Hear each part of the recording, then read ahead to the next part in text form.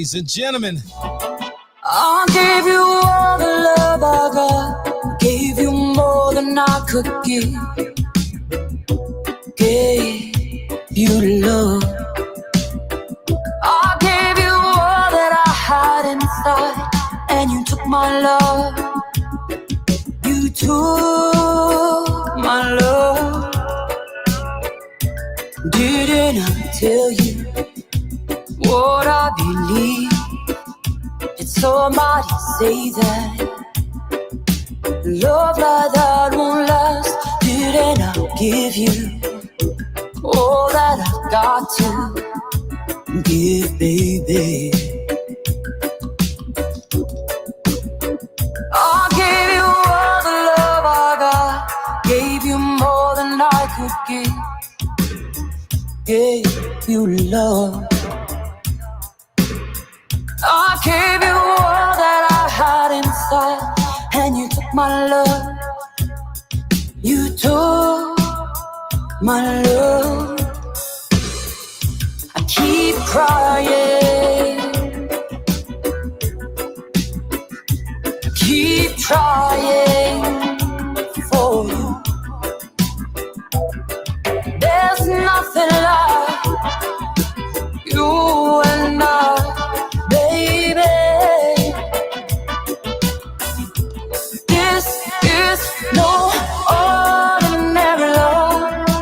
Wagwan Sparky, large up. Got a special show for y'all today, trust me. Take a minute to share the link, man. It's gonna be amazing. It's no ordinary love. No ordinary love.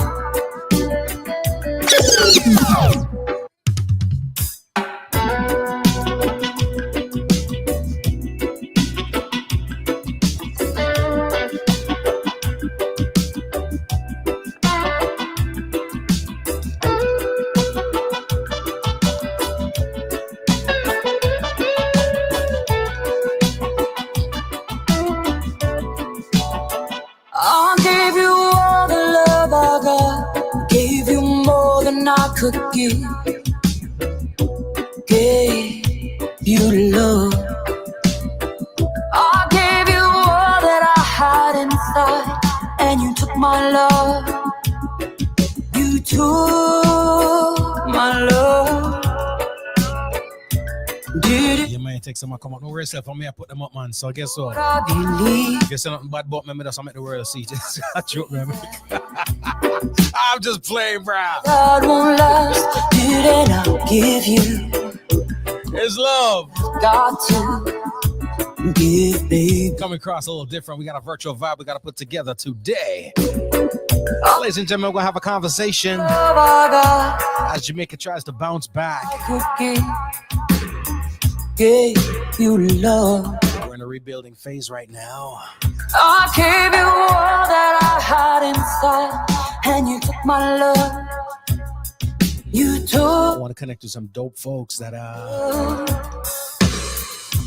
keep crying. Boots on the ground right now in Jamaica. Keep trying. We're all across the globe right now trying to, do our best to try to stay sane, do as much as we can. Nothing like. I tell you, things are tough, things are rough, but I gotta come in and say thank you, much love and much appreciation to those that are on the ground, those who pack up and just say, you know what, I'm gonna head out there and do what I gotta do. Yeah, I mean, today we're gonna touch base with some lovely ladies. Get a big tune I play. It's one of my favorite artists, one of my favorite joints from one of my favorite albums. A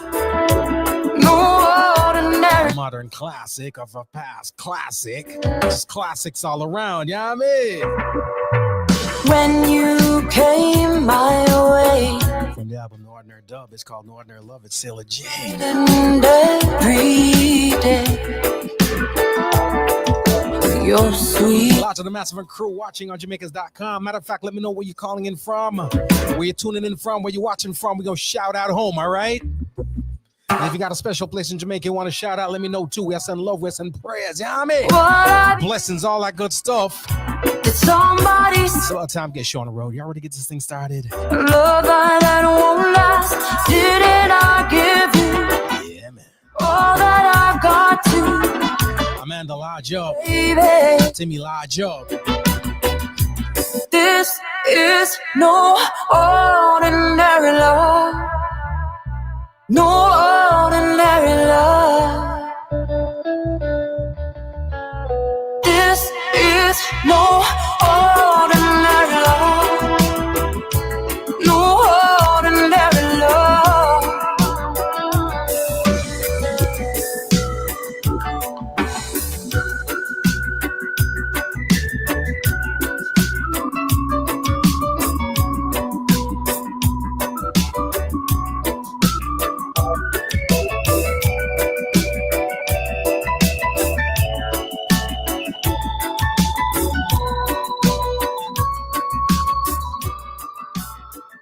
This is Wayne Warner saying J. Cole, legal businessman. Bang, bang, boom. I me say this a protege, eh? Homegrown with G Cola, what you say, eh? We make them know what reggae music we a play, eh? Hey, this is Protege, the one and only representing for G Cole, you know. Check it. Ease out. And we said them not got no style like we. G Cole, them not got no style like we. None of them no wicked, no wild like we. Accurate. Kabaka Pyramid representing for the #1 selector and radio host. It's all about G Cole. Keep it locked. Accurate. Hey, what's up? It's your girl Kalia. I'm hanging out with your boy G Cole on the Homegrown Show.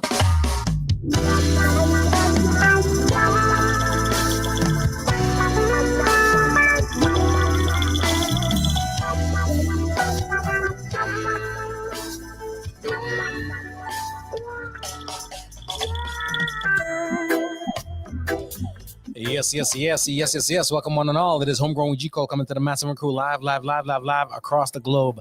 Got to big up everybody watching from near and far. Those people watching on the Homegrown with G-Cole platform. Those people watching on the Jamaicas.com platform. Those people listening in Radio Land, Rubber Ranks Radio in the UK, One Harmony Radio. Thank you so much. Reggae Global Radio, Lodge Up, Live 11 Radio. I appreciate y'all big time. All right, Super Jazz Radio. Everybody, Hot 78 Costa Rica. Thank y'all for the love.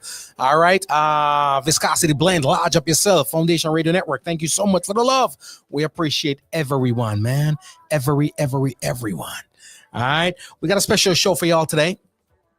Again, we're in the wake, the aftermath, Hurricane Melissa, pummeled Jamaica in a way we've never seen before.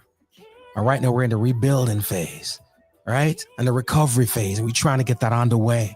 And everybody from near and far trying to do their part, but trying to get it together, man. Trying to get it together and do it right.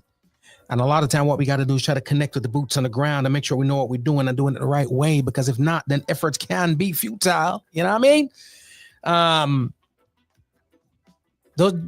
Doing stuff, yeah, that's one thing, and that's fire. Figuring out how to do it is another way. And what we're doing pretty much is trying to connect with those on the ground, get the appropriate information. And I want to send a worldwide thank you to everybody across the globe that's been supporting. This is one of those times when people have just been, giving off themselves, selfless. It's a holiday season coming up on us. Some people not even focus on that no more. They're trying to make sure they can do what they got to do. Right. And a lot of times I've had conversations with people and they want to do what they got to do, but oftentimes they don't know how to do what they got to do. You know what I'm saying? A lot of people don't know how to do it. So we're going to get in contact again, boots on the ground. What up, Hope? How are you? Hello, world. Oh, man, Sparky. Everybody that's watching right now, this is the show that you want to take a minute and share the link. You know what I mean? If you got questions, you can always put your questions up and we'll see if we can get some answers for them for you. I have some lovely ladies on the horn with me right now that we're going to pull forward on screen and chop it up with them. I'm going to have them introduce themselves. You hear the music going on right now. This is Sailor Jane, and she's in Jamaica also right now. Not in music capacity, not in artist capacity, not down there as Sailor Jane, but just down there doing her thing. You know what I mean? Sharing her expertise, her professional background in healthcare with the masses, because we need that more than anything else. You know what I'm saying? So we're going to bring her forward. She's not alone. All right. So let me bring them forward. Let them introduce themselves. You know what I mean? I know y'all tired of me.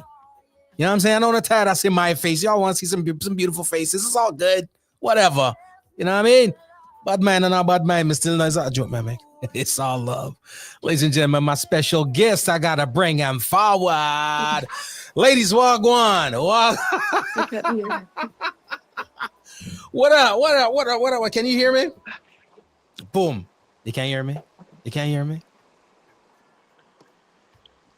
You can't hear me? Well, what a go on. We made no changes. Make sure say I can hear you guys. Can you hear me? Can you hear me? No? Got to figure something We're out. live in the show. Can you hear me? Can you hear me? Can you hear me? I can hear you. You can't hear me? We can't hear you. What the f is it? All right, let me pull you off and pull you back and see. So do me a favor. Log out and come back. Log out and come back.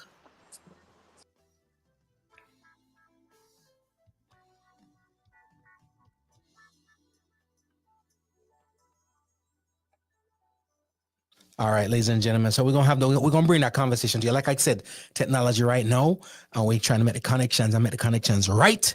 Make sure everything is groovy and everything is gravy.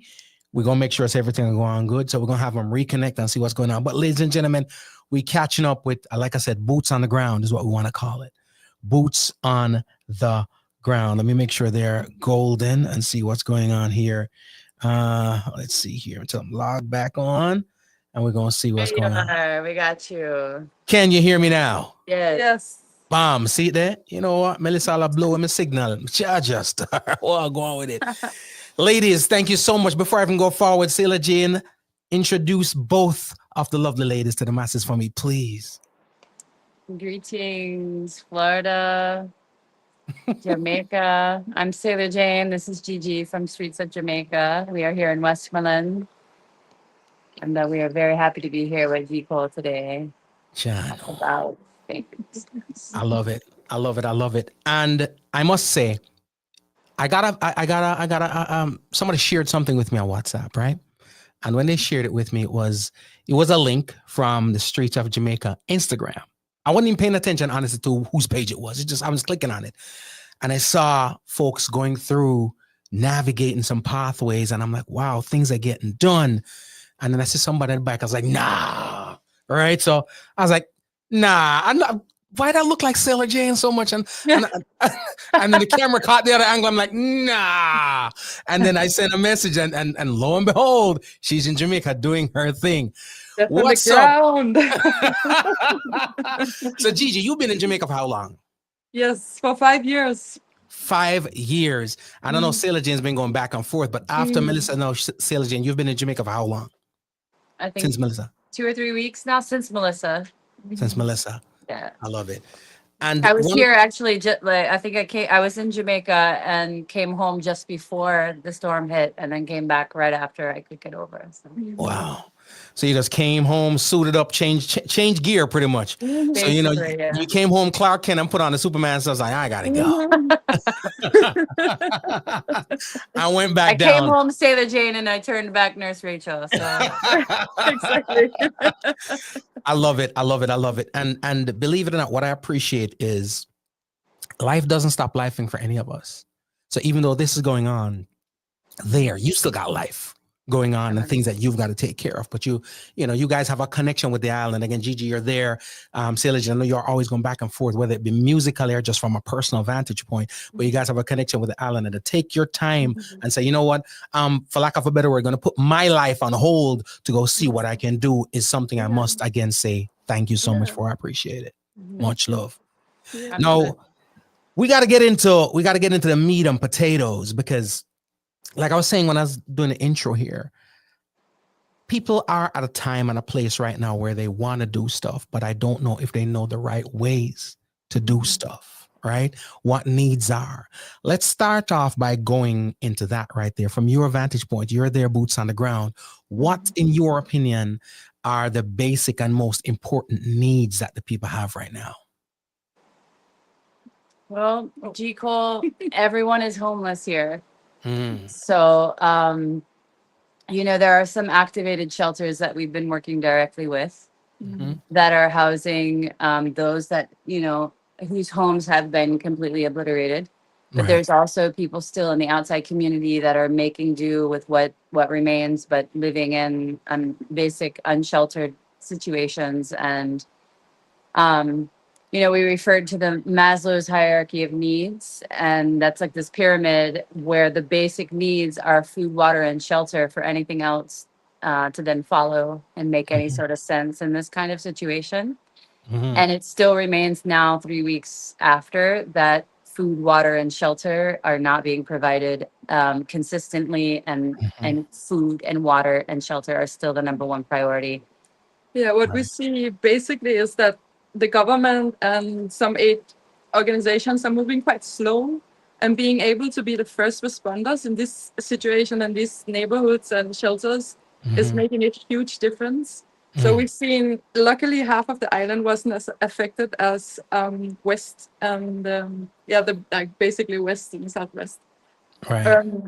So all of the people from the rest of the island have been able to coming in with aid, and they have been providing basically the lowest part of the master pyramid, which is food, water, shelter, like temporary shelter. Right. And yeah, necessities like toothpaste and toothbrushes and everything, like clothes and stuff. Yeah, so to be clear about the shelter, there were several shelters, official shelters that had been activated. Those shelters were not necessarily staffed or provisioned, not at all, actually. So the community really has like stepped in to self-organize and facilitate shelter spaces. And so that goes many ways, but basically we have been working on that level, kind of trying to come into the shelters and identify what the primary needs are. Right. And identify the most vulnerable, who are the people who have shown up in the shelter. A lot of women, a lot of children, a lot of pregnant women, nursing women, and then elderly and men as well. But the need extends outside of the shelter greatly. And yeah, I mean, I think even still today, 3 weeks later, the number one priority right now is access to clean water. Right. And we're talking about access to clean water. I see from where I am, a lot of people putting together, packages to send down trailers, containers, and stuff like that. And a lot of that stuff is the non-perishables from a food vantage point, which I'm sure there's a lot of it stacked up down there somewhere. Distribution is another issue. But then the water is coming in, and water is heavy. So that's another thing too. So when you're sending in water is very weighty. So is there an option, or do you think that there's an option for people to actually, instead of sending certain things that are very weighty and might get held up at the borders, at the wharfs, if you have a reputable source, would you recommend that they actually send funding instead? Is it that Absolutely. way to go about? Yeah, even rallying in Florida with water experts and people who can provide water filtration systems and water tanks. We already know that there's a lot of plastic and trash and things by way of plastic that shouldn't be in Jamaica before Hurricane Melissa. And so now the influx of plastic water bottles is exponential and unsustainable. We need actual sustainable water solutions here. So identifying organizations that can bring in water filtration systems that are sustainable, that can be filled with the water that's here or rainwater and then treated. I mean, Jamaica is the land of wood and water. There is plenty of water. The problem now is that it's getting contaminated by different sources, which is like dead livestock and basically just mud that hasn't been touched in decades. Right. So a lot of bacteria is floating around, and that's where the bigger issues come in with health. So basically, water filtration is the only thing that people need right now, because we have plenty of water, but we need filtration. Yeah. You mentioned that, and a lot of times we know what we need. We don't know how to access it. Now, if you said to me, "Hey, G, sort out a water filtration system for me," right? I'm gonna be like, "All right, how do I do that?" You know what I mean? Go and Google and see where do we get that from? You know what I mean? What does that look like, and how do I get it to you? Talk to me a little bit about for the regular ears, because even there is a show coming up that we're a part of. We have to put it off because it was growing too big, and the city needed to make sure it's done properly, right? And we are focusing on getting goods in and stuff like that. But I want to be able to talk to all the people I am involved with and say, listen, this is what's going on. This is what we need, right? I don't know if I need a giraffe today. I don't know where to buy it. You know what I mean? No. But somebody's selling it. Where would we get water filtration systems? How would we access stuff like that to get that to you guys? No, but it's basically going in and see who's providing it and who's actually on the ground and providing. And one of the organizations that we've been working with, just supporting them like with social media and connecting them with the communities that need it, is Planet Water. And you can check them planetwater.org on Instagram.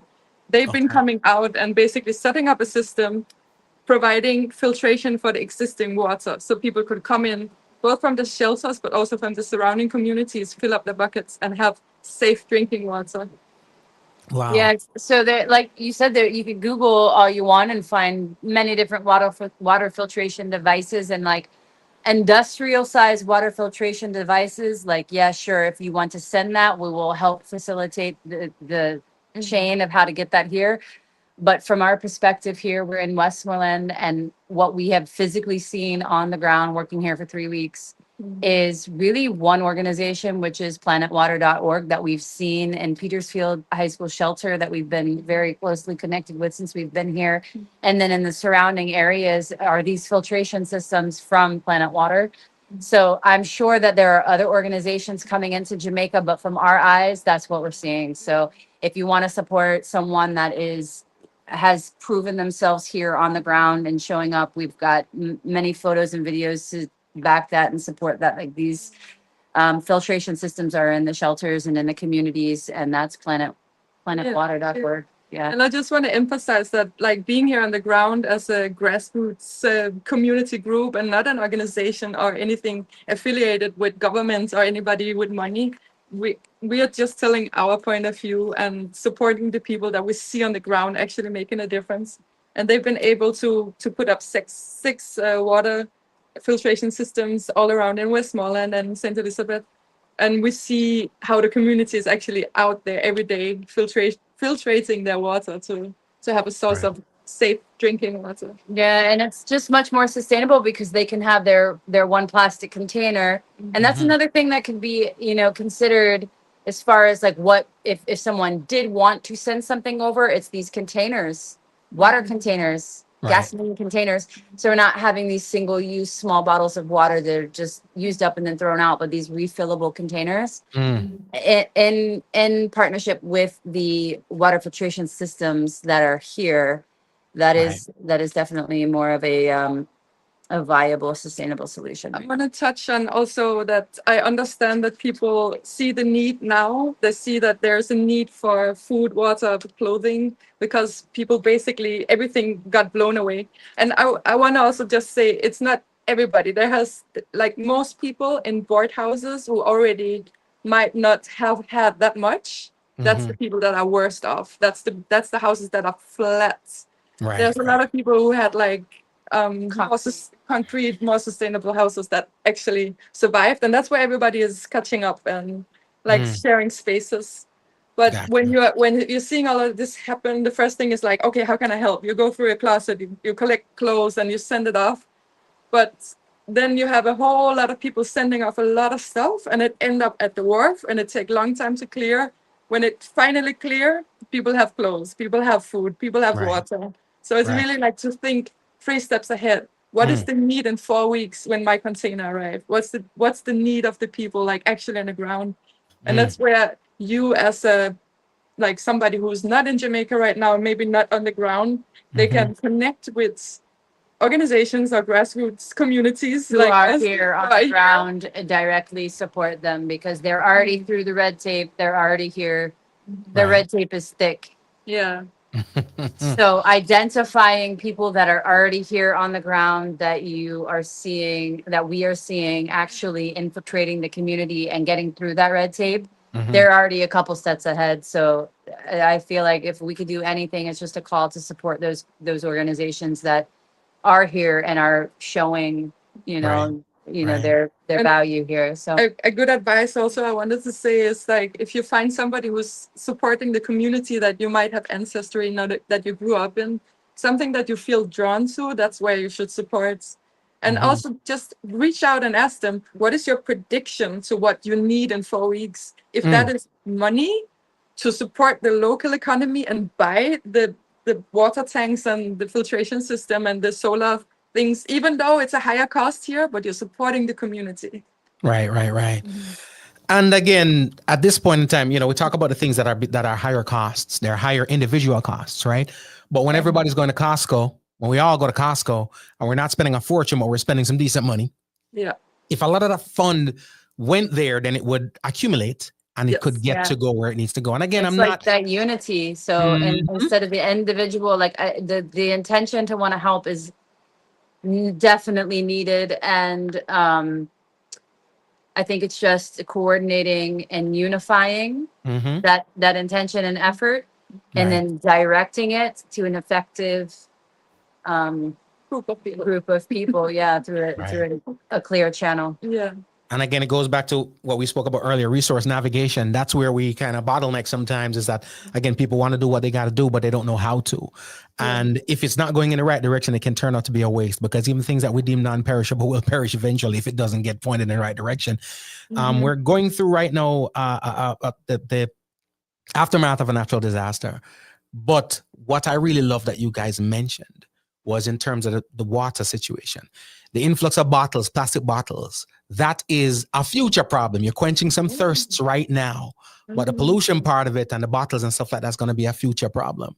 Yeah, right? and not just future. Also, right now you see there's no people, like the trash is piling up because there's not a really good system, And then it gets burnt. and it gets burnt. That is again another Pollution. Wildfire and pollution. and health crisis as well, because there is nowhere to put the debris that's on the side of the road. So we could just keep putting in plastic bottles, single-use bottles. It's just piling up, and then it will get burnt, and we all know what that means. But also, it's just not sustainable, because you can send over 50, 100 pallets of water. It gets used up in a few days, and then it exhausts that monetary resource. But if you collectively unify and send over a water filtration system that can then filter water for weeks and weeks and weeks and months and months and months on end, that is a much better use of funding. I've seen a lot of people starting to throw together parties, not just like regular parties, but also like selling their old clothes to each other and just making money together. I think that's a really great way to honor the Jamaican spirit of party and like good vibes. And then sending over money to like an organization, a group of people that you feel connected to. I think that's a great way to do it. I love that. Now, it's again about resource, how we use our resources. The Jamaican term is ever mickle make a muckle. So right now, the best bet pretty much is not to say that we're not going to focus on the basic needs, which is always food, clothes, and shelter. That's always going to be a need. But again, the most important need one has is water. And we have to work on that part. Now, if whenever in the future we can, it would be dope to be able to get somebody from Planet Water on to kind of give some information to the folks exactly what they're doing and how they want it done. Because again, that's the thing I think with most people, they just want a clear understanding, right? A firsthand understanding. Now, I am going to talk about something that we spoke about before, which was when I saw that video of you going through on a motorcycles, going up and meeting with the people. I asked about that. You're like, well, some of these folks, we had heard earlier about volatile situations, right? Because desperate times create crazy measures, right? So we had heard about a lot of stuff, but right now there's a lot of those same folks that are now, like you said, empowered to be able to help the communities, and they're doing their thing. I need you to talk to me, tell the masses what you told me, because that to me was something very profound and in itself something beautiful also. Let's talk a little bit about that. I mean, in general, I think both me and Sayla are very like engaged and engaging the community. It's very like dear to our heart that we are here, not as white people like telling people what to do, but it is just to be a support, because we have links abroad. We have the opportunity to give the community the power to make a difference, and that takes the attention away from us. And shows the people in the communities, when you do good, this is what happens. You have a better life and you have better connections with your community members, basically. And one really, really beautiful thing that we saw with the organization that we've been working with, Humanity Over Vanity, is we went into Petersfield. They activated the bikers there, which is basically usually seen as the bad men who might like cause trouble. Right. They activated them to bring aid out to communities that weren't accessible by four-wheel drive.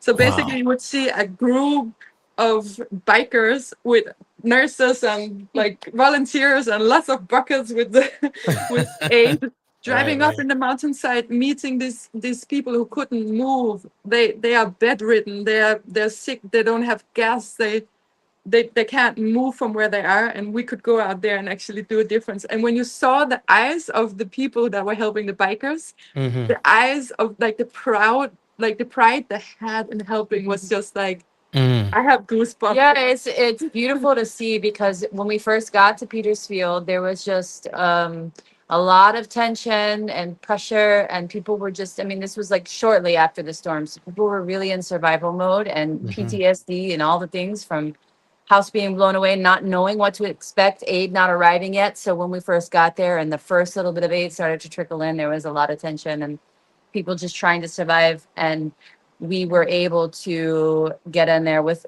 Humanity Over Vanity, really grassroots organization here in Jamaica, activate that bike group, that bike crew, and basically give them a purpose in this situation. And I redirect that tension and that just survival instinct to say, yes, aid is coming in. Now activate and be a purpose and a service to your community. Here is your purpose now. Even though everything seems to be Armageddon, here is the purpose now. And that just redirects the focus and away from like self-preservation into like community preservation. And that is like the most beautiful thing that we've seen happen here. And we want to continue that work. So Streets of Jamaica and Humanity Over Vanity, that's really like one of the focuses of our purpose here. Is like GiGi said, it's not that we are here to like save the world, but we are here to make connections and links to organizations that we actually see effective on the ground, and breaking through the red tape, connecting those to these communities, and then activating the community to then take ownership and empower them basically with the resources so that they can get out and serve. And it is a definite need, because a lot of the distribution is coming to the hubs, right? So around shelters and around clinics and places that are more populated. But it's these remote areas where there are elderly, generational families and elderly people that are less mobile, that are older, women with multiple children up in the hills that cannot get down to the distribution sites because they have a lack of mobility and transportation. So it's really been very effective to have the distribution come into these more populated areas and hubs like the shelters, et cetera, and then activating the bikers to go out into the areas that are less accessible and actually put it on them and seeing out what those needs are and not overlooking them. Yeah. I dig that. And Dalvis, welcome to the party. Sparky, absolutely grateful to have them on the ground. They're doing what they do. Let's talk a little bit. You just touched on what's very important, which is the healthcare part of it. People staying healthy, people avoiding health crises. You know what I mean? Once we saw everything going on, my concern honestly was going to be, hope there's not another epidemic that breaks out. You know what I mean? From cholera, malaria, whatever the heck could come from all of this stuff, right? Talk to me a little bit about measures being implemented, whether by you or by the government or by whomever, just your visuals, your optics, what you're seeing in terms of to try to prevent a healthcare crisis. Right. So basically coming in there as first responders and not having the clearance to act as a nurse or like a registered nurse. We were only able to do immediate first aid, which is wound care and wound care basically.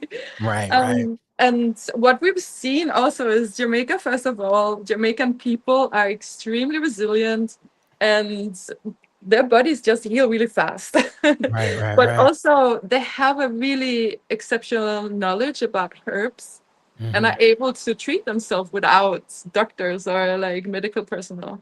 But we were able to give them a reassurance that somebody with expert eyes could look and see if the person needed to go to the hospital, or that we could dress it and they could come back and get it redressed, so we could check up on them. But one thing that we, especially like Rachel, was very put an eye on was the mothers and especially the nursing mothers and the mothers with toddlers, infants. And also, G-Cole, I think again that you ask about the health and prevention of infectious disease and epidemic. it circles right back around to water. Mm. And when we first got to Petersfield Shelter, there was no running water. There was no running water in the bathroom. So just imagine 2 weeks of a communal living space with 200 people, men, women, and children, no lights and no running water, and what the bathroom looked like. So the water filtration coming in was what halted a major health epidemic in that shelter. So, I mean, again, I have to reinforce. And Petersfield Shelter, honestly, in the Westmoreland area, from what we have seen and assessed, it was the highest population shelter. So about 200 residents in the shelter when we got there, and then upwards 500, 800 immediately outside that were coming into the shelter to receive aid and services as well. So it's a lot of people. And the biggest, I think, implementation to mitigate a health crisis was when the water tank showed up and the water filtration showed up and allowed for running water to be accessible for people to wash, brush their teeth, fill the toilets to flush. So again, I just have to reinforce how important sustainable water flow is, and not the plastic bottles, but just like the industrial water filtration systems is like key to hydration, health, sanitation, and mitigation of disease. And it's just amazing, again, to those people watching, those people joining the party. DAJ, Wagwan King, large up my New York family, everybody joining us from near and far. We're talking about the water situation. And again, not just from a hydration standpoint, thirst and all that good stuff, but like you said, that is going to be the source of health. If we can't wash things and keep them clean, then here come the health crises. And when we talk about wash things and keeping things clean, you're washing things in dirty water. It's not really washing, it just circulate the germs and whatever. So I am going to keep focus and emphasis on, again, this Planet Water Foundation. Like you mentioned, there might be others, and it's okay. Research, do what you do, but this is the one that you guys have been around. This is the one that you guys have seen with your own eyes and can vouch for, the credibility of this organization and what they are doing. And that's what we need, because like I said, people want to do their thing and they want to help, but they just need somebody to say, trust them.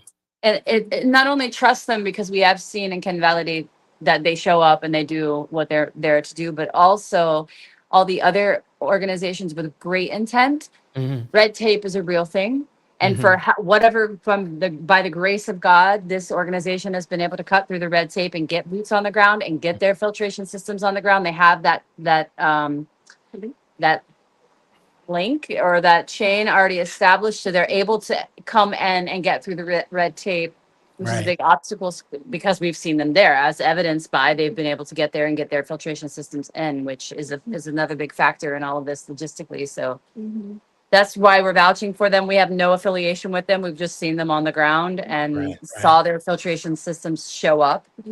So, but again, there could be other organizations that we're not aware of. We've been in Westmoreland, we've been in Petersfield and the surrounding areas, and that's what we've seen break through here. So I know that they had to leave because they exhausted their systems, and they're now in the stage of refunding and getting more systems. So the reason that we're plugging them is because we know that they already have a chain to access through the red tape and get here and know where to go. So they already, and that again, I love the fact that we keep reiterating that is that red tape. This is Jamaica. And if you know Jamaica, it's not just Jamaica, but we're talking about Jamaica right now. If you know Jamaica, the red tape, boy, there's no blue tape, no black tape, no white tape. They got a crap load of red tape in Jamaica, and it just don't seem to go away. Now, Sparky said, what is the government doing to us? Well, we'll address that a little bit later. The thing is this. When it comes to, and just to let everybody know, you're not there acting in the capacity of a nurse because of credentials or whatever the case may be, but your profession when you are home is that of a healthcare provider. You are a nurse. I am a registered nurse with emergency medicine and disaster relief background, but I'm not practicing as a nurse in Jamaica right now because I don't have clearance. Right. So, and I say that just to say for the masses to know comfortably that you're there, and even though you can't practice, you can see stuff. So what you're relaying to us, I know we can take as factual. Again, ladies and gentlemen, we're talking about Jamaica right about now. We do have the lovely ladies. We have GiGi, we have Sailor Jane down there in Westmoreland right about now, trying to not just help to keep some stuff alive, but y'all got to keep yourself alive too, because we're gonna need enough of them.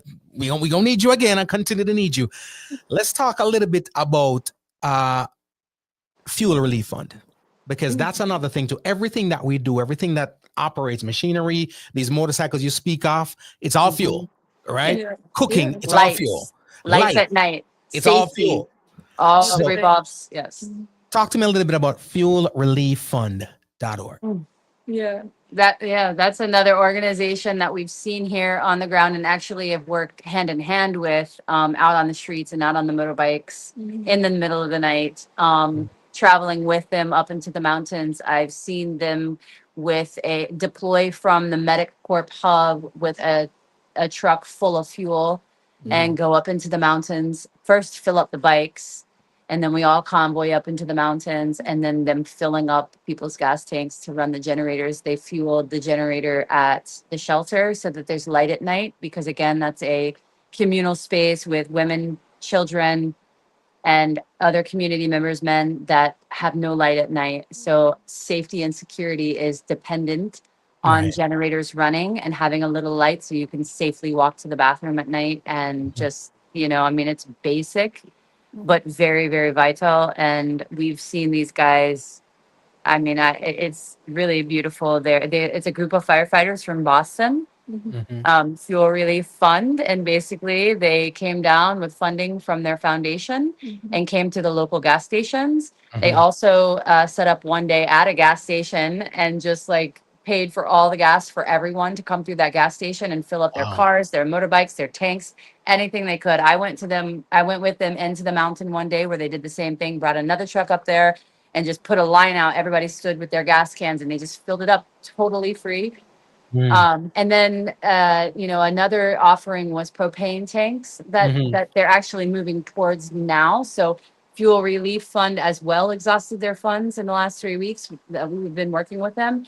The last distribution that they did was propane tanks, so cook stove tanks, and they distributed 148 tanks out of Westmoreland to the community, and then they exhausted. So they went back home, and now they're raising more funds to come back out. Again, they have that channel through the red tape, and they want to come back with more cook stove tanks.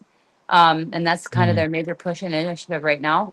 And basically how they are building up their initiatives are that they are coming in with funds, spending them in Jamaica, boosting the local economy, and making sure that people get gas to get their life in order, because that's what all people want, is to get their life in order. They want to have a shelter. They want to have food to cook, but they want somewhere to cook it. So it's all about like, how can we get people back on track? We don't want to like get them like used to getting aid all the time or like getting food every day. We don't want to get dependent on aid. It's so important that they get back to work, farming, big thing as well. Yes, this is a place where people have The been bread farming basket, for Yeah. ever. How many Yeah. of these people have actually been eating out of canned food? Like this is And the nutrition you can get of canned food is also like something, if this go on too long, it's going to create It's other, another like, health issue that's going to be happening right exactly. here. Yeah. And I love that concept of fuel and an organization like Fuel Relief, because like you said, it's about sustainability. It's about helping people to take care of themselves. It's not about taking care of people. People want to cook, right? Yes. And they can sometimes find the resources and even some of the things that we're sending people, because I've seen images, video and photos of things that's being sent down there. I'm thinking to myself, well, this stuff needs to be cooked when it gets there, right? You send all this rice and this cornmeal and most of the packages are like flour, rice, canned good. Like you have to cook it. So we're seeing all this stuff being distributed from great organizations, like Food for the Poor and the World Food Central Food Kitchen and World Food Pantry, but they are goods that need to be cooked, and you cannot cook things like rice and flour, etc., without proper fuel heat. to cook it. Yeah. So it all makes sense. And that's the thing when I talk about sustainability and being able to help people to sustain themselves. Nobody wants to sit there continuously getting a handout, and again, you're around the people. It's not just about prideful people, which they are, but it's about people who want to be able to take care of, like you said, health is important, and you're trying to help people to maintain their health.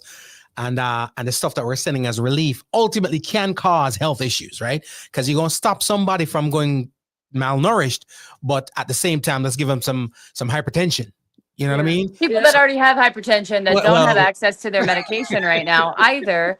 yeah. And then are getting canned foods full of salt. So Yeah. I mean, we give thanks for the food, but we need to Yeah. get the sustainability needs to come back in, and they need to be empowered to get back to their regular lives. For sure. I love It that. takes time, but I see also other organizations that are providing seeds. And we also have an Yes. organization that are working very closely to Petersfield, who have given funding to the guy who usually did the garden and the chicken coop to build up the chicken coop, get chickens, and build up his garden again with help from the people who live at the community center. So everything just fits together to give people a purpose, get their hands in the dirt, which is really good for your brain. That's another thing, like mental health for the people in struggle right now. So it's really like the wholesome ideas of how to support. And that in itself is going to be an issue later on. Marsha, big up. Marsha sends her blessings. Courtney says, love the work. Ladies, Tracy Krista says, greetings. Again, thank you so much to everybody watching from near and far. Take a minute to share the link, tell your friends to tell their friends. And what to me, the importance of this conversation is helping people to help people. Because again, right now people want to help, but how do I help? And oftentimes you're trying to help and it's the help is not going where it is. And my concern, what my biggest concern is when people lend a helping hand, don't see the results of the help, and then get bummed out and be like, you know what, it ain't working out. It don't make no sense. And they pull back. Right. Yeah. And that's what's great about GiGi and Streets of Jamaica and her platform is like, she's a media expert and she's a photographer, a videographer, and she's been really doing a great job at documenting everything. So all of these things that we're talking about is documented on Streets of Jamaica. So please go follow Streets of Jamaica if you're not already, and you can see all of this for yourself. All of these different organizations that we're plugging right now and how we work directly with them. And she's doing a good job at putting that out on social media, and she plans to continue doing that. So as funding comes back into these organizations that we've seen be incredibly effective, you're going to see that direct reflection on Streets of Jamaica's Instagram and how it's being implemented into the community. Right. And I'm putting it in the banner right now so that the masses can see it. Streets of Jamaica on Instagram. Now, when did you start Streets of Jamaica, GiGi? Basically, when I moved to Jamaica, actually a little bit before, and it was when Instagram was just pictures. And one of my main like ideas with Streets of Jamaica was to encourage people to go out of their resorts and go into Jamaica, because a lot of people have an idea that Jamaica is dangerous and you have to be careful and you will get abducted or killed or whatever. And it's also something I feel sometimes the resorts are kind of pushing to keep the people to spend their money inside the resorts instead of going out and supporting the community. Right. And being like a very well-traveled person, I do not have a fear of traveling, especially when you come to Jamaica and you go into communities where people welcome you with open arms and lots of love. And of course, some people would look at you and say, okay, there's some money we can get here or something, but it's fair enough. Like, of course, I come in with money, I'm a tourist. Right. So like going from just sharing my experience to then starting to advocate for people like smaller businesses and just sharing them on social media to get more business. It has always been my goal to support Jamaican businesses and to keep money in the country. And, I love it. And yeah, so it's been just a complete natural thing going from supporting Jamaica like that to supporting Jamaica through going through a crisis like this. And that's amazing to see that come all the way forward now to, like you said, being able to use that platform to help in a crisis situation like this. And again, those people joining us, we're talking with Sailor Jane and GiGi right now. They're in Jamaica, they're in Westmoreland, and they are boots on the ground. So that's why we got to connect with folks like you. Let's talk a little 18. bit. Day number what? 18? 18. Oh, man. And you mentioned day number 18. This is another thing too. That's why I tell people I'm going to have to continue to have this conversation, because you know how the algorithms are.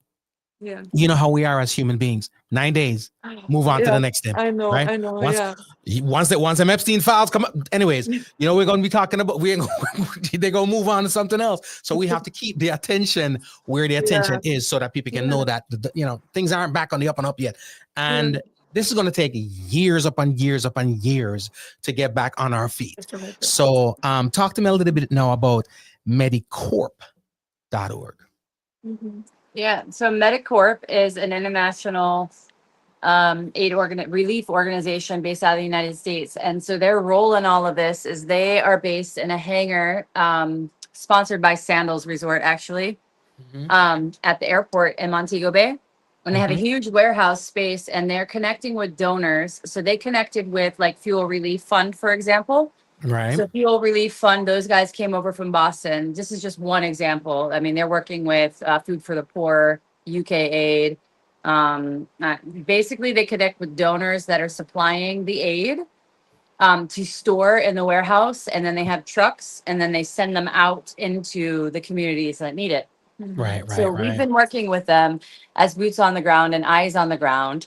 GiGi and I have been going out with Humanity Over Vanity and identifying the areas of highest need, and then relaying that message back to back to MediCorp, who then sends out the aid that's coming through their warehouse to the areas that we're saying needs aid, right? And we're kind of keeping track of that based on data collection and basic population demographic and census information that we're collecting in shelters and in the communities, communicating that with MediCorp. So MediCorp really is initiating and launching the aid out of the warehouse via their trucks and organizing the logistics to move it on ground to the communities from Montego Bay to the communities where it needs to go. So MediCorp is kind of a key facilitator and moving the distribution aid that's coming into the country.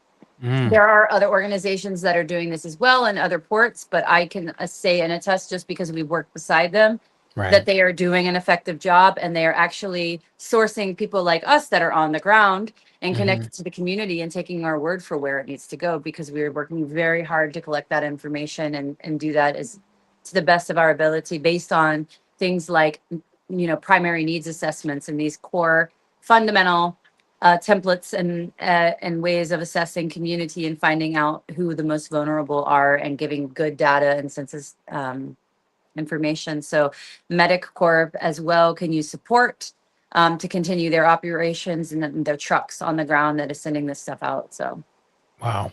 Yeah. And again, ladies and gentlemen, we're going to try to see if, as the days go along, we can always talk to some folks from Planet Water, talk to some people from Fuel Relief, and talk to some folks from MediCorp, so that way they can, give us firsthand what's going on. But again, thank you all so much G. for Cole, bringing that. One very important thing that they're also doing that I forgot to mention, I just don't want to skip over it, is that they are also in partnership with a medevac helicopter out of the Cayman Islands, and they have been facilitating largely the medevacs in Jamaica. So showing up in medical emergencies and evacuating people out of these areas. Wow. And they're working with the JDF physicians directly.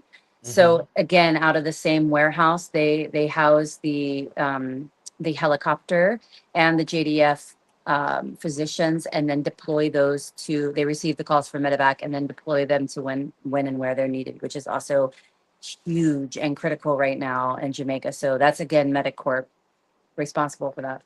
Dope. There's a couple of different things we've been addressing in terms of needs, right? We talk about the basic needs of food, clothes, and shelter, and we've spoken about fuel. We've spoken about stuff like that. Feeding folks, providing them with fuel, and all that stuff helps. Healthcare helps. Keeping people healthy, keeping people alive. Lack of shelter is an issue, right?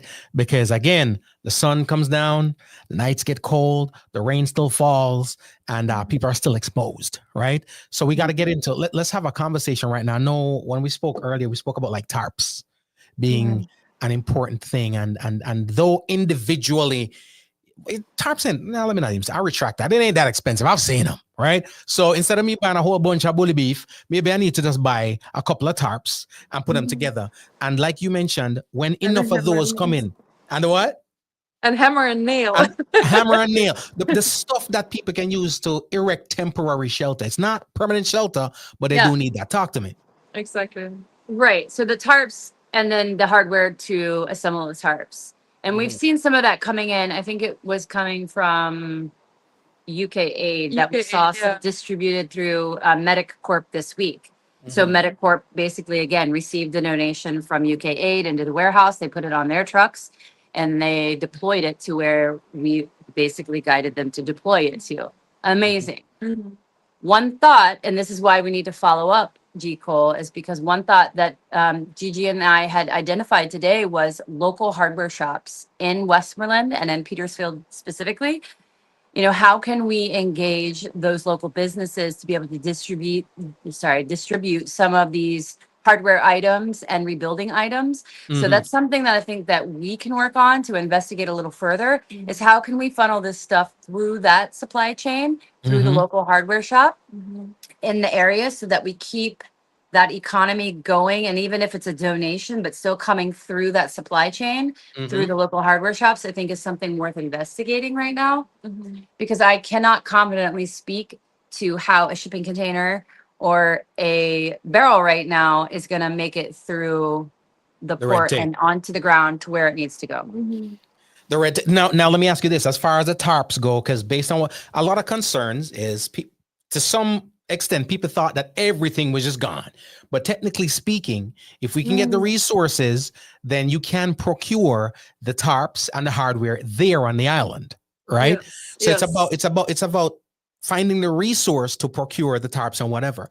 So they do have tarps, they do have hardware. We just have to figure out the money. Exactly. And I think one thing that is very interesting, I see a lot of people do, is they identify a community that needs help, and then with help from people on the ground, they basically adopt the family that they help getting their stuff in order. So if they need zinc, they get zinc. If they need tarp, they get tarp. If they need plywood, if they need to rebuild the whole house and they have the funding, they will do that. And that's how like one by one we help these families get back on track. I love that. So if you know a family in Jamaica, supporting that family directly is also another good way, because then that family could then go to the hardware shop, purchase or put in an order for the supplies that they need through the local hardware shop, which also is again needed to stimulate the local economy versus relying on all the foreign aid as a sustainable measure. So if you know a family in Jamaica, another great way to help is to directly fund that family that you trust that can then go purchase what they need in Jamaica and keeping that economy going within Jamaica, because the foreign aid is wonderful and appreciated in immediate crisis moments like right now. But 4 weeks down the road, 8 weeks down the road, it's getting the economy going back. So shop owners need to be open back up. The hardware stores need to be getting those purchases coming through the hardware shop. So, I mean, this is just observations that we're making on the ground.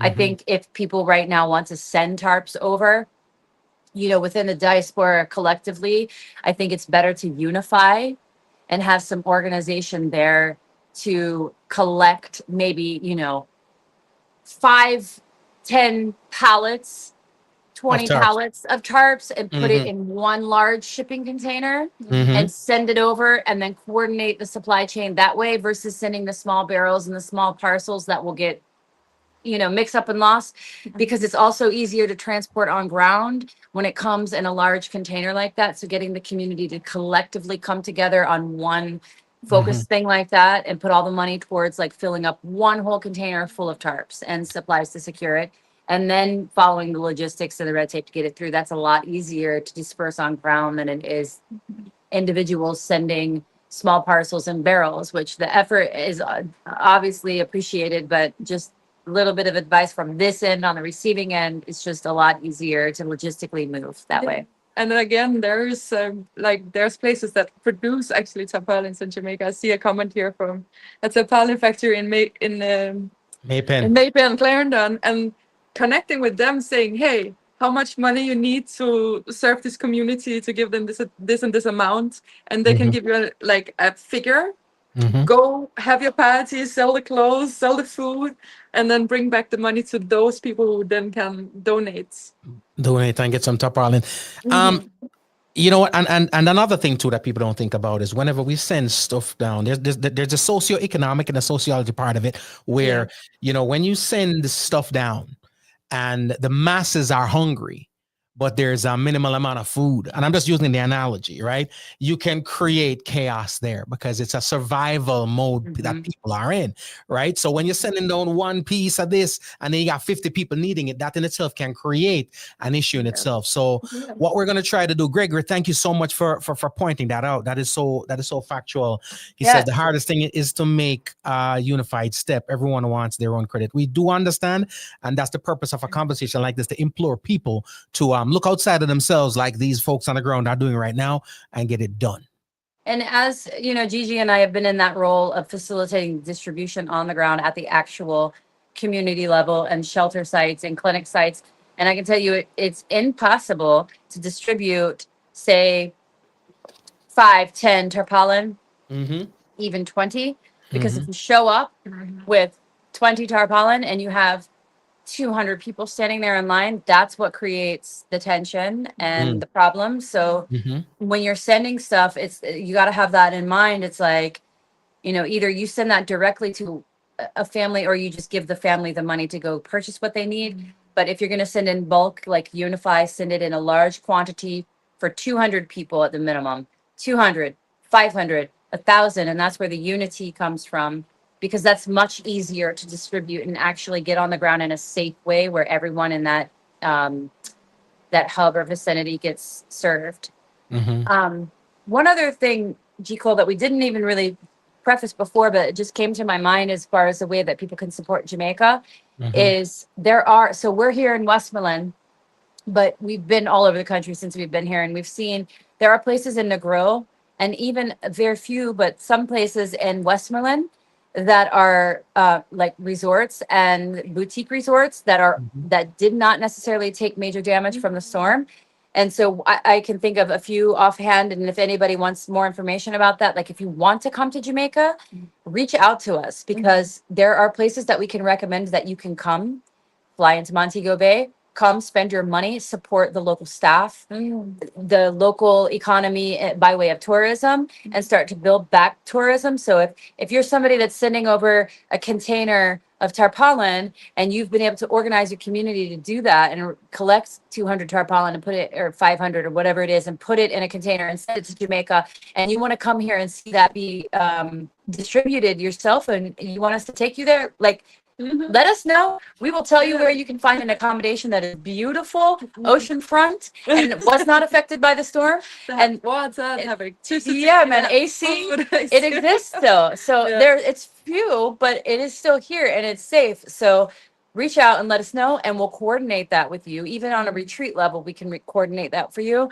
And then you can come here with your group and we can show you how your donation is being distributed and implemented on a grassroots level. Come meet the people. Yeah. Come and then you can take the photos, and then you can send it back to whoever it was that contributed to that on the Florida side, or the foreign side.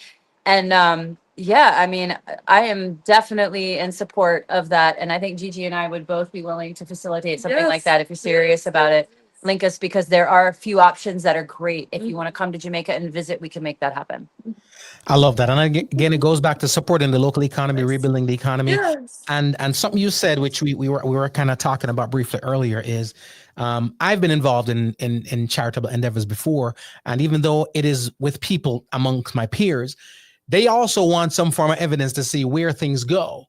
So a lot of times it is dope that people can come in and see what's going on. If they connect with you, even if I'm not there physically, I'm gonna hit up Sailogy and say, what's going on with this stuff? And you can see pictures, you can see this, you can see that. And I think that is amazing. Not necessarily that they have to connect with you or us, but they got to find something and somebody that they can connect with. We talk about the tarp factory up in Maypen.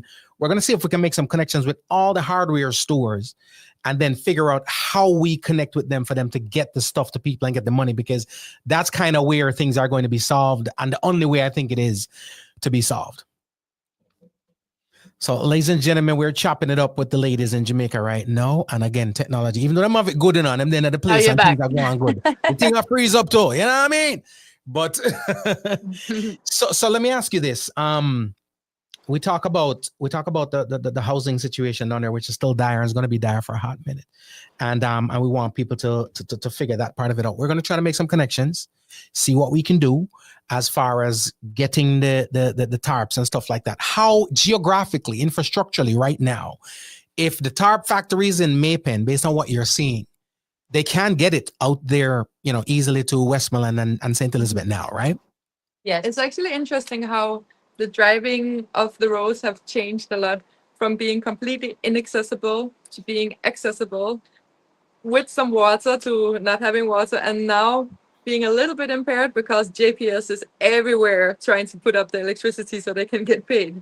So it's but it's changing every day, and I think it's easy to go around now. It's easy, like the whole island is accessible.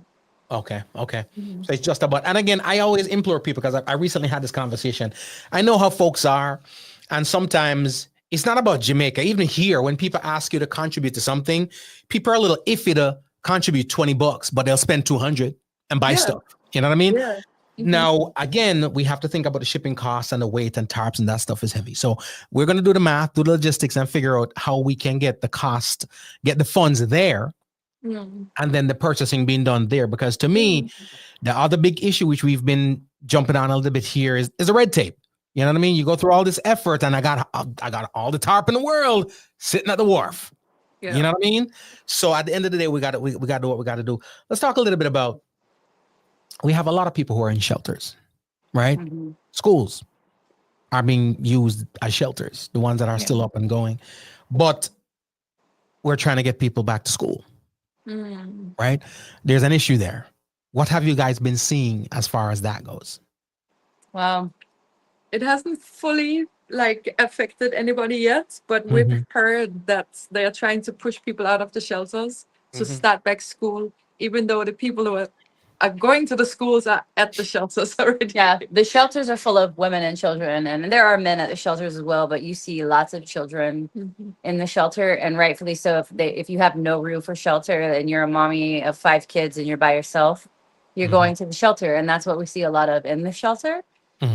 So yes, kids have to go to school, but I think it goes back to the hierarchy of needs that we talked about before, and with the threat of kicking people out of the shelters next week, I think, is when they're trying to do it to reinstate the school.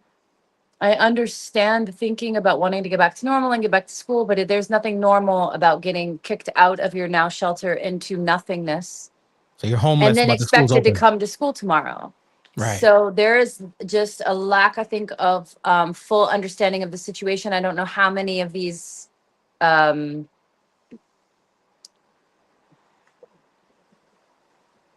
policymakers are actually on the ground seeing the situation. Because if you were, I don't see how you could ever logically think that you could take a small child and put them out in the mud and then expect them to come back to school the next day. So I think there are better solutions. Right. I think, maybe having some sort of phase out over time would maybe more appropriate. I mean, it's not really for me to speak on, but I think, keeping children sheltered is a primary need. So it's hard to speak on that because of course we want school, but maybe we put school in place inside the shelter and work within the realms that we're allowed to work. And I brought that up. Flexibility. There needs to be more flexibility in thinking. Yeah. I brought that up not for us to get too deep into it because it's apolitical and that's not what we do. But primarily to reinforce the need for the tarps and the hardwares and whatever the case may be. Because come next week, if all of that happens and you put the people out, then they need shelter. And I also reinforce the fact of temporary. Because at the end of the day, that tarp is just stopping the rain from coming down on your head. And that's that changing need. Right. Because today it's water. Next week we need them tarps like nobody's business. But 4 weeks down the road, We need roof. Yeah. Because next year another hurricane. I mean, Yeah. hurricane season is every year. Yeah. And It's not going to stop getting until you better. repair. No, exactly. You So know? it's also like an educational level, and also to educate people to actually build hurricane proof. I think there's so much things, and I think we're getting into a little bit what the government is doing or not doing, but should do. And I hope that they will gather all the information they need to actually do what is needed, because right now the only government instance that we have been working with is the National Health Fund, providing them with names and date of birth of people so they could get their medication. I would say the JDF too has been supporting, because the JDF, honestly, I mean, this is pure honesty from my own eyes. The only government affiliated anything that I've seen on the ground has been the NHF, the National Health Fund, that came out to collect names. We helped collect names and birthdays of those had health cards to get their chronic medications filled. So they stepped in and actually sought us out to help them facilitate that information, because we were there on the ground collecting the data. And also the JDF has been present almost every time through distribution and eventually through security at the shelter. Yeah, we also had a couple of MPs come through, came Yeah. in and asked us, what should we do? They got Like, Julian, what is his name? Julian Robinson. and As Vaz. There's a couple something Vazes, so we got to be careful here. But Don't call we the saw name of two us, guys. The jail MPs that people- came and visited us and asked us our best advice on what they thought that they should Right, do, right. based on, because we were in the shelter working with these people, and I thought that was a very humble and admirable thing for them to do, honestly, you know, and I big them up for that, both of them. You know, I really don't know much about government in Jamaica. I'm learning, Right. but I really don't care what side of the line you're on, but it's just humanity at this point, and people that recognize that there is something bigger than political sides or views, and just stepping up because they see that there is something that needs to be addressed, and then taking whatever measure to get there. So respect to them. Yeah. we also had a bunch of nurses and doctors coming in from UE, which basically is like half government. But they also came there on their own time. They were not paid to do it. They was based, like, it was volunteering at this point. So Wow. yeah, Wow. big up them, because they came in and did like a full gynecology clinic. Pediatrics, gynecology, and obstetric clinic at Wow. Petersfield Shelter.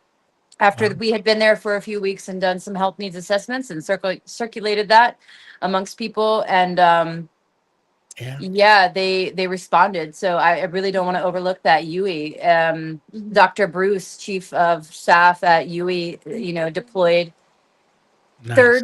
30 physicians, nurses, and social workers to come to Petersfield and facilitate OBGYN, pediatric, and mental health clinics there. So Yeah. I love that, because that's quite important. Again, you know, because we're not all doctors and nurses, we just think about the stuff that we're sending, but that health care is quite important, especially for, like you mentioned, the elderly, the really, really young, and the mothers, especially those with child right now. And big up the MPs that we're passed through. And yes, it's humbling and all that, but you know what it is? It's common freaking sense, right? It is Yes. common freaking sense. If you want information, you talk to the people, the boots on the ground. You don't talk to the people in the office and the people in Kingston who aren't there, who don't know what's going on. So the views of G. Cole does not represent those of GiGi or Sailor Jane. Don't come for them, Andrew. Don't come for them. It's G. Cole assess, all right? So it's not the views of Jamaicans.com. I never mentioned no names. That's what I'm saying. I'm here going to work right now. So the views of G. Cole is the views of G. Cole. Yeah. And of course I'm great. I'm big up all of them. Thank you so much for what y'all are doing.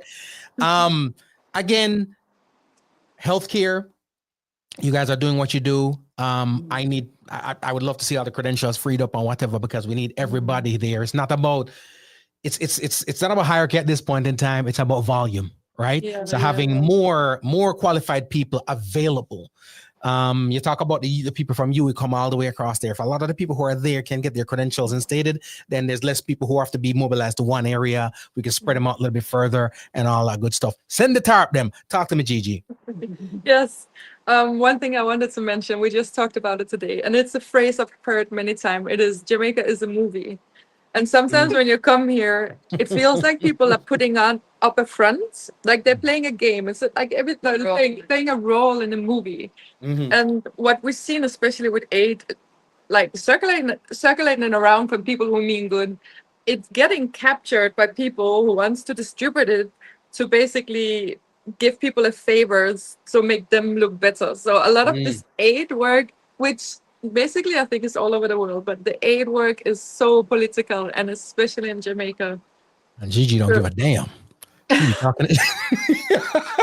It's like we can't, like, we are basically guests here, so it's also like how much can you say and how critical can you be. It's like we can just shine light on The ones what that we are do, really actually that what we people see actually and do. witness, and like we see come off the truck onto the ground with people helping us physically take the things and put it in the people's hands. Like that's the only thing we can speak to is what we've experienced from our eyes and our perspective and our reality. And like, yeah, I mean, there isn't any room to talk about what people aren't doing, but I just want to convey what people are doing and those people who are doing things. And that's, you know, And focus on the positive stories now, because I know like a lot of negative people at some point get enough of listening and seeing that, because it makes you feel bad. We want to show the positive. We want to show the resilience of the Jamaican people and how they are building up their bars so they can have a party and share their food. Because one thing that we encountered was a big problem. The people who still have their chickens, they cannot kill all of the chickens because they don't have a refrigerator. But they cannot keep the chickens alive because it's too expensive. They're getting too big. They eat too much. So what can we do? We throw a party, we cook food, we make people come eat. And that's, I know also like some organizations who are working up in the maroon communities, they basically go and buy the chickens from the farmer, throw a party, give free food, support a little bar so people can buy a little drink and some. So it's really community. yeah. And for those people that want to come to Jamaica right now, and like I said, we could facilitate that and point that out. Huh? Got free chicken. We have a chicken. No, but like come and buy stew, everything chicken. I'm saying come and buy a flat of 100 chicks from the man down the road and bring it to a family and build up a little chicken coop that you purchase the supplies from the hardware shop. Like that's something that you could do if you want to come over and do something yourself with your own boots on the ground. That doesn't require red tape. It just requires a little bit of, you know, dirt on your time of freedom and dirt on your boots. Yeah, but those are the things that are really like, you know. What I really dig about most of what you ladies are saying is this. Anytime it comes to disasters, just anything at all, we are automatically, and maybe it's just human nature, if we're not professionals, if we're not professionally inclined and in that avenue, we think about now. You know what I mean? Getting a meal to somebody's mouth now, right? Yeah. And then we try to rally that, but the mouth can only take so many meals. I like the fact that you guys are thinking about tomorrow. How do we make it sustainable? The chicken situation, getting the chicken coops, the tarps, the this, the that, because like you said, and the most important thing I think you've set up all of what we've talked about today is the fact that the needs are ever growing. It's fluid. The needs do change. So it started out with water was the most important thing. Then now we're talking about tarps, and next week what we're going to talk about, right? And at some and of course healthcare. Everything is fluid. Everything is moving, but all important nonetheless. So for everybody watching, listening, I want y'all to pay attention to that. You can only buy so much bull beef, only so much mackerel. Yes. All right, save them damn ramen noodles that I keep seeing, pallets of ramen noodles. Right? You know what I'm saying? And when you're sending the flow on rice, give thanks. We appreciate it, but think about the fuel too, because ain't no such thing as, you know what I mean, just eating flow and eating rice. So I have to cook them thing there. Again, it's just me. It ain't GiGi. It ain't Sailor Jan. It's me saying it. All right. So, ladies, here's what I would love to do. Platforms open. We can get on here. I'm on Mondays. I'm on Thursdays, right? We can get on here any Monday, any Thursday. And anybody from the organizations that you mentioned, again, like you said, there's many organizations, but we're only vouching for who we can vouch for because you've seen it with your own eyes, right? So we can bring some people from those people to get a little more technical insight for those people who are saying, okay, so what does a water filtration system? Because I don't know, what does that cost? You know what I mean? Yeah. You know, are we buying it here, shipping it there? Are we buying it down there? Are you guys building it? Are we buying materials? I don't know what it is. You know what I mean? So just to give us some technical insight on it. And I think a lot of people can start with the whole tarp situation. What I would love to do, and I'll communicate with you guys off air, is how we can get in contact with some of these stores, the hardware stores. Yeah. Whether it be the Tarp Factory in Maypen or the hardware store where you are in Westmoreland, and then we can figure out how we're going to mobilize some funding so that we can get to those people there rather than trying to ship down the world. So it can stay on the wharf. Yeah. You know what I mean? And if I might pass the rule soon, hold me some chicken. Because from what I understand, based on what you're saying, chicken galore. That's the same Some piece of big chicken. chickens too. Some big chicken. Cha. I so appreciate you. Streets of Jamaica is your IG, Yes. right? IG, TikTok, Facebook, YouTube, everything. All right. So we're gonna talk about to me, and this is just me again, the views of G Cole. There is misinterpretation and then there's misconstruing stuff, right? To me, misinterpretation is just misinterpretation. Misconstruing can be intentional, in my opinion, right? So, like we have somebody saying pretty much instead of complaining, it's not complaining about the bully beef and the mackerel. I'm just doing that wordplay to pretty much say, you know, a lot of that are going on, and I'm just trying to emphasize the actual needs. And we did have a conversation really and truly about the fact that a lot of stuff that we're sending the non-perishables because that's what can be stored and can last the longest. But let's just be real. The reason why the thing can store and last the longest is because there's some stuff in it that ain't exactly the most healthy, right? So that's the reason why the talk, Annie, about the whole bully beef scenario was to reinforce the fuel scenario, that we need to fund that whole fuel scenario so people can actually cook food. All right. So we're gonna send them the bully beef and the mackerel and all that stuff. But we also want to work on the fuel part of it so that people can actually cook stuff that's actually healthy. Yeah, and also, you know, the bully beef thing, just from another perspective, like here, we're seeing huge international aid organizations that do this all over the world, all year long. This is what they do. They are already coming in with these food packages. They are already here, and they package them in a way where it feeds a family of 4 for 4 days, whatever. This stuff is already here being distributed, and it is an emergency ration offering. That stuff is already coming in. Right. You see what I'm saying? It's the sustainable solutions that we need other people to think about and to send, because the reason those organizations exist is to apply that first immediate Band-Aid, right? I haven't really seen a lack of food aid as far as like coming into the country from these large organizations. It's more about the logistics and coordination on the ground to get it where it needs to go. But it's not a lack of influx of that immediate food aid. It's about moving it. Right. So when people are thinking about sending bully beef, like, yes, that's awesome, but just know that is coming in from people that, like, large organizations that do this around the world all the time. That is coming in. We've seen that coming in. It's more about the ground transportation to move it, which is where Fuel Relief Fund comes in to help people like grassroots people and the bikes and like to get it to where it needs to go. That's more of the obstacle. The vehicles, the trucks, the machines on the ground, the big, what are they that lift the big machinery? Like that's what's cranes and forklifts and all them things. And the trucks to move it and the bikes to move it. Like that's the thing that it's and it not requires that, fuel.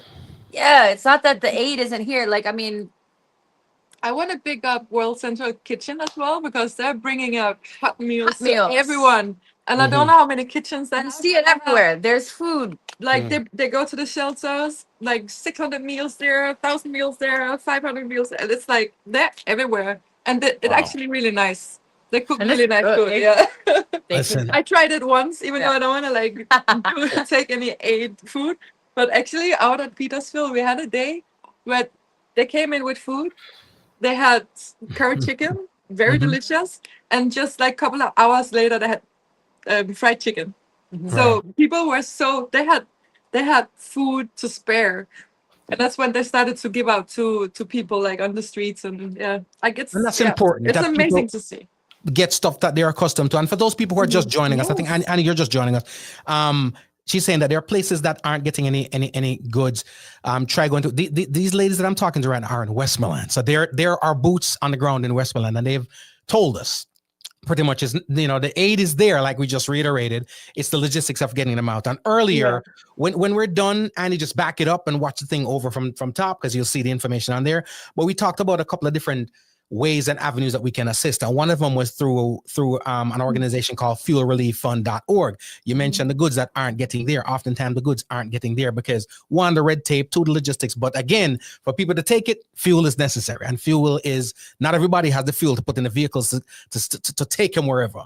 So right now we're talking about, let me send this package and this pallet and this and this that, but then it gets there and now we got to distribute it. Again, that's fuel. So we addressed a couple of things: Planet Water, we addressed Fuel Relief, and Medicorp. So at the end of this, Annie, just back it up, watch it. Yeah, and Annie, what we're saying is like, we definitely know, we've seen and been activating into those communities where people can't reach it, because what we're trying to say is that it isn't a lack of the aid coming in, it's a lack of the ability to move the aid from places, distribution hubs, into those hard to reach places. So that's what we've been doing here. So the aid will come to a more densely populated area like a shelter or a church, where those people that are mobile or live in proximity can reach it, but the elderly up in the mountains or the people without transportation or who are less mobile cannot reach it.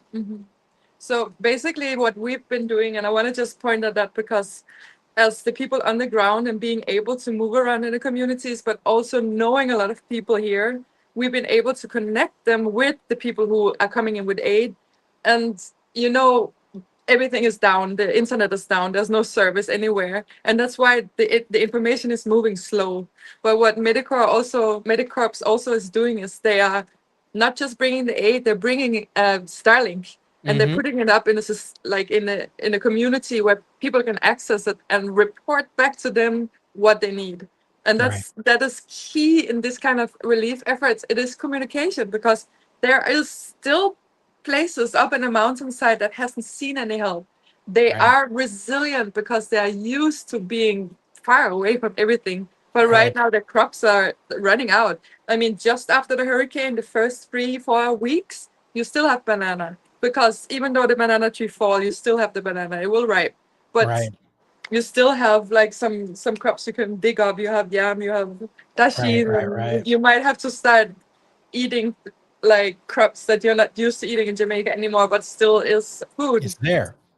And then it goes back to the fuel, because in order to get that stuff done, we got to cook it. So again, to everybody that wants to send stuff to Jamaica, it is appreciated. I encourage it. We all encourage it. But what we're trying to implore you is that if you have the capability of being in communication, whether it's an organization or these people individually, find out before you just go to Costco and pack the thing, find out where the needs are. Because a lot of people are already sitting on a whole bunch of this, but they ain't got no that. They don't have no soap. They don't have no toothpaste. They don't have no deodorant, no feminine hygiene products, all that kind of stuff. But we sending them a whole bunch of food that they're gonna have to cook or whatever. And like ladies are saying, and others have said, the food's there. The logistics and getting it out is going to be an issue. And there's still red tape. And even though we've heard this whole thing about the wharves and the and customs being all freed up or whatever, ain't really got so. We know it's not really as loose as they'd like. It's, you know what I mean? Some W. And to say we've seen the food, that's we've got wheels, and we've been to we've been to the warehouses and the places where we're seeing the aid come in. When we say we see the food, we're not saying that it's getting to all the people, but that's not what we're saying. We're saying that the aid is coming in. It's in the country. The holdup is the distribution to the hard to reach places, the hills, the mountains, like that, and that is the problem. Is like the logistics to move it on the ground.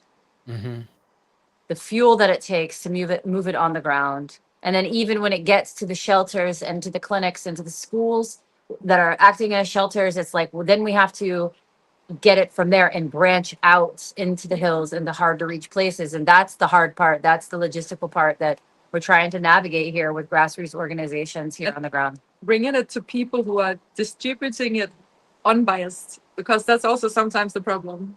That is true. That is true. And there should be no way we can't see that distribution would probably be biased. And the reason why I say we can't see that is because if we were there, if I was there, more than likely I'd be biased too with my distribution, not in terms of taking other people's stuff. But if I took a suitcase of stuff down there, yes, my intent is to give it to everybody, but I'm going to prioritize the people I know, right? My family first, then my friends, then that girl I used to date, and then the one that I don't like no more. In that and the order. girl you want to date. The girl I want, she might get friends. Anyways, I digress. I'm a married man. But you know, so when it comes to distribution, yes, I like the fact that we mentioned distributing unbiased, and it's not that people are bad; it's that people are human beings. Yes, exactly. And You know it's such an interesting time to navigate human beings because we are put in so stressful situations where our basic needs just kick in and nothing else matters. Yeah. Lisa Hannah getting all my gear, all the stuff I'm bringing in. She getting all of my aid. I'm just letting you know before anybody else get nothing. Lisa Hannah getting it all. I know she don't need it, but the point is, your aid is massage. I'm just saying, like healthcare workers need a massage. So anybody who's working in this environment need a massage. So that is totally like it's a good aid.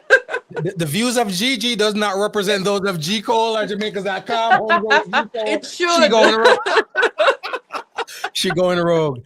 Listen, ladies. Thank you so much. First of all, I so appreciate you both. Appreciate the time. And like I said, we're gonna collect some data, see how we can, make some connections, and again, just kind of make sure that things are allocated the right way. I think that's what people's hearts are in the right place.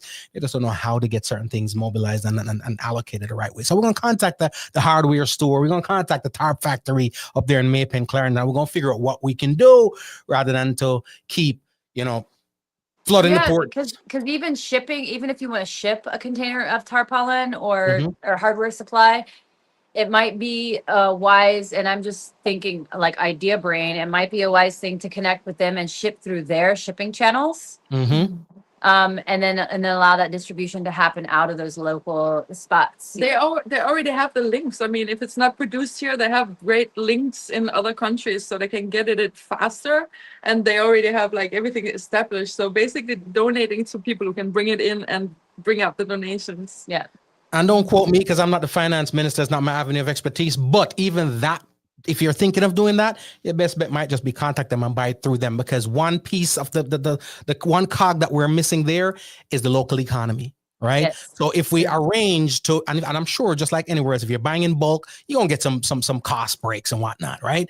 And you're stimulating the local economy. But if you're just going to use them for the shipping links and whatever the case may be, then they still got their tarp sitting in the warehouse not being sold, and the economy is stagnant, and the place where you bought it from just sold a whole bunch of tarps. You know what I mean? But again, finance minister ain't me. It is what it is. Listen, thank you again, ladies. And we're gonna catch up real soon. Let's drop all the links that people need to have. Streets of Jamaica on Instagram. That's how you're gonna see the ladies on them bike. I run up and down through the place like I saw them doing what they do. And Sailor Jane. And Sailor Jane over there just sailing herself up. She's Nurse Rachel or sometimes Sailor Jane. Go stream the music. Go buy the music, stream the music. It's dope.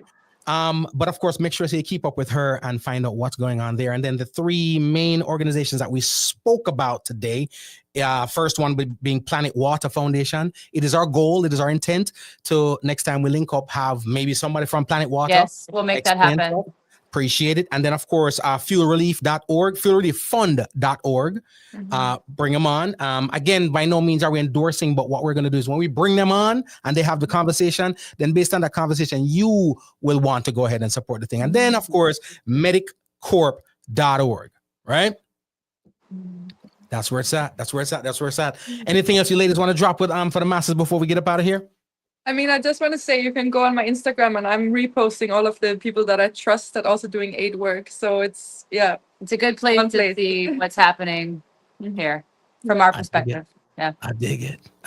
And you guys are in Westmoreland. Say what up to the people up there in Westmoreland. A couple months ago, we were in St. Elizabeth and Westmoreland. Had a wonderful time. Was up there in YS Falls, Whitehall, all in places that was, damn. Have you seen it now? Oh my God.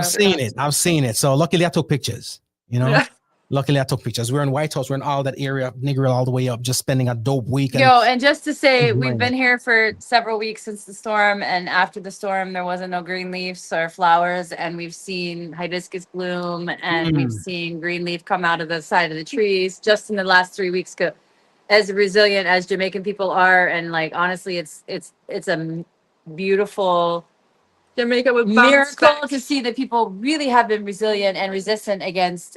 I mean, we've done wound care. I've seen these people all cut up from zinc and things from the storm, just healing and just being resistant to the water and things like that may have been more of a crisis, but like these people are resilient. They have healthy immune systems. They're coming from a farming background and from a good diet, and Right. that's very fortunate and beautiful. But so is the land, very fertile, and the plants are coming back. And so yeah, those are the positive things that I've seen since I've been here. The bees trying to find food. Jano. Ladies, thanks again. We so appreciate you, and I implore everybody who again just got on, back it up when we get off of here. Go watch it from the beginning. You'll get a whole bunch of Rewind. information. And come to Rewind it. Jamaica. Come spend your money. Come support the local economy. We need it. I'm Check out mobilizing Coral my troops. Cove. Check out Coral Cove Wellness Resort Yes, one of the really, really nice places that's still up and running. We Right. visited in it Westmoreland that you can come visit. straight on And, the ocean side. and ladies and gentlemen watching, remember, these ladies aren't here on behalf of any of these hotels and spots. What they're telling you pretty much is this: if for those people who've wanted to come and you've been worried that there's no safe place or any hygienic place or whatever to come and stay while you do what you do, they're letting you know that there are a couple of places that weren't that damaged, unspoiled, untouched, still have electricity, AC, water, and the whole nine. So if you feel like going down there, boots on the ground, and do what you got to do, there are places you can stay, get some decent food, some free chicken. Anyways, don't quote me on the free chicken part, but you know, there's some stuff going on. Yeah, we will take on the tour. We will arrange transportation. We will link you with whatever the people you want to link with. We're here to help appreciate you. Thank you so much. Yes. Anything else before we roll out? No, thank you. Yes, lots of love. Thank you so much for having us and to listen Pleasure. to our thoughts. It's unity. Pleasure. Keep up the good work. Keep doing what you're doing. The people appreciate you. We appreciate you. We're going to catch up real soon. All right. All right. Good night, G. Cole. Much love to you. Good night. Ladies and gentlemen, let's get back to the show. Nah, joke. I got to go. All right. We getting up out of here. See ya.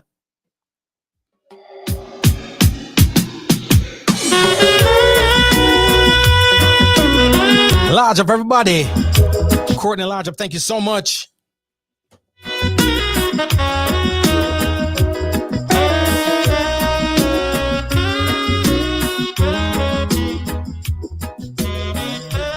And big up yourself. Like I said, go back and watch the thing from the top, man. We're just playing around, having a good time with it. All right. Is king, ground in my heart. Your love is king. And this right here is Sailor Jane. Ever part, your kiss is real. Your love is king. Round and round and round my head, touching the very part of me. It's making my soul sing, tearing the very heart of me, crying out for more. Your love is key. Found you in my heart. Your love is key.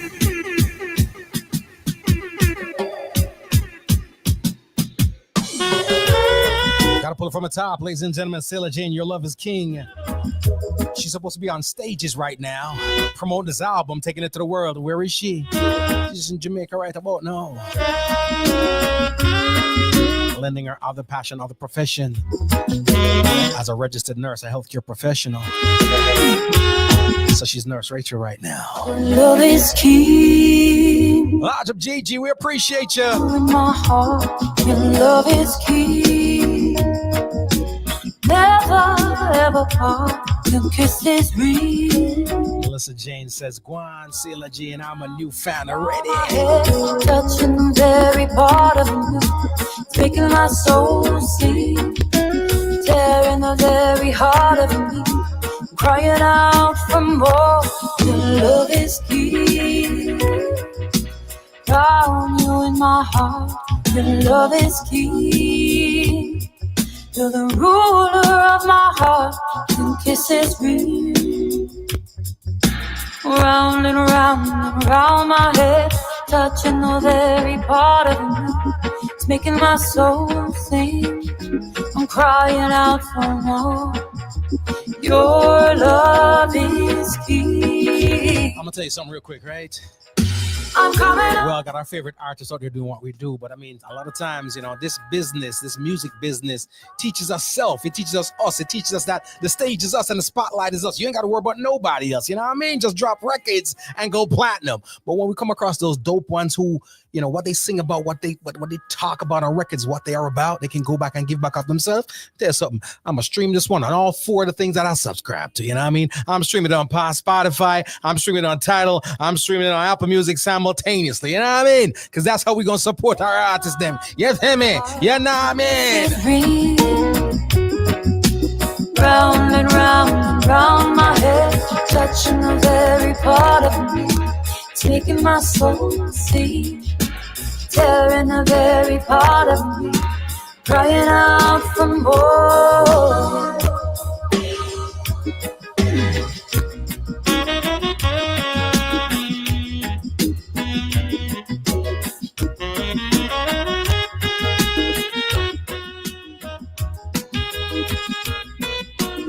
It's that time. Nakikinika sa música, Homegrown with G. Cole. Estás escuchando Homegrown con G. Cole. 您现在正在收听的是 Homegrown with GiGi. You're listening to Homegrown with G. Cole. Crying out for more. I won't